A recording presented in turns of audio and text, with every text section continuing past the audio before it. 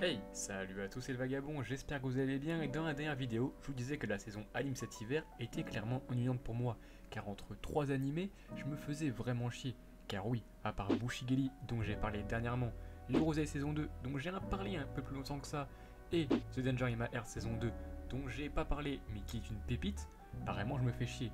Et à part également les deux increvables, Freerun et les carnets d'apothicaire qui sont toujours présents, apparemment je me fais chier. Donc oui, on peut dire que je passais une saison d'anime plutôt calme, mais ça, c'était évidemment avant de découvrir la pépite dont je vais vous parler aujourd'hui, Asing of Affection. œuvre que certains ont comparé à Asylum's Voice pour des raisons qu'on verra plus tard, mais aussi et surtout pour son côté très doux et romance moderne. C'était donc pour moi impossible de passer à côté, surtout quand on voyait les retours très élogieux après les premiers épisodes sortis. Donc pour moi, il m'était impossible de faire une vidéo, surtout que vous allez le voir, je me suis pris une claque monumentale.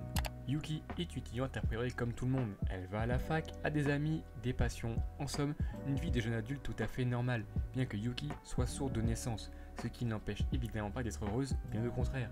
Mais c'est durant un trajet pour son à la fac qu'elle croisera Itsuomi, un autre étudiant fan de voyage, avec qui elle commencera à tisser des liens uniques. Franchement, si on se fie simplement au synopsis, l'animé est un clone de 15 autres animés romances avant lui, mais dans mon cas, j'ai découvert l'animé sans rien connaître, et mon dieu, quelle claque je me suis pris. J'aimerais que ma vidéo ne soit pas répétitive, à dire ce que tout le monde a déjà dit. L'anime est magnifique, l'anime a une DA sublime, c'est une masterclass, quelle romance incroyable.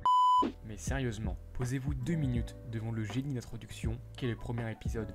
Je me suis jamais senti aussi proche d'un personnage aussi rapidement, alors que l'épisode ne durait que 23 minutes. La mise en scène est très douce, extrêmement créative, elle sait nous faire ressentir tellement de choses sur ce que Yuki ressent vis-à-vis de son handicap, et surtout vis-à-vis de Itsumi qui bouleverse tout ça chez elle. Car avant de le rencontrer, elle écrivait sur son téléphone pour pouvoir communiquer avec les autres, mais lui a décidé d'apprendre le langage des signes juste pour elle, juste pour la comprendre et rentrer dans son intimité, dans son monde. Et ça, j'ai trouvé ça extrêmement touchant. L'alchimie entre les deux personnages est tellement forte, jusqu'à même en être dérangeante par moments, car on se dit mais justement comment Yuki peut-elle tomber amoureuse d'un personnage aussi rapidement, car au final ça ne reste qu'un inconnu. Et grâce, comme je l'ai dit plus tôt, à une ingénieuse mise en scène, l'anime possède une deuxième lecture extrêmement intéressante, car il y a plein de sous-entendus qui sont donnés sur leur relation uniquement en arrière-plan si le spectateur est attentif à tout ça.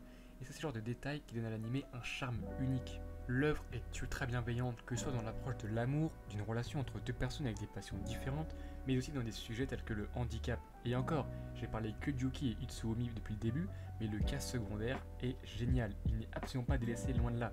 Il y a des triangles amoureux, de l'amour de partout, bref, c'est ultra cohérent et surtout, c'est ultra bien diversifié, et ça, on adore. Le rythme est parfait, jamais trop long et évidemment, les seiyuu font un taf de malade. Donc pour moi, on est face à un animé monstrueux, qui possède beaucoup de qualités pour nous faire vibrer et surtout, pour nous faire passer un très bon moment, et ça c'est le principal. Je vous recommande à 110% de suivre cet animé, que ce soit pour ses personnages et pour leur relation ultra douce, ou tout simplement pour la mise en scène vraiment génialissime. Bref, l'anime est une douceur que je vous recommande à 110%. Vraiment, foncez. En tout cas, j'espère que cette petite vidéo sur Asing of Affection vous aura fait plaisir, car moi c'est vraiment un anime coup de cœur de ce début d'année. Donc j'espère que ça vous aura plu, ça vous aura donné envie de commencer l'anime, car finalement c'est le plus important. Quant à moi, je vous dis à très bientôt pour une prochaine vidéo. Venez me suivre sur Twitter si vous voulez ne rien manquer. N'oubliez pas de vous abonner et de commenter, c'est super important si vous avez kiffé la vidéo. Quant à moi, je retourne platiner Red Dead Redemption 2. Et je vous dis, oh yo!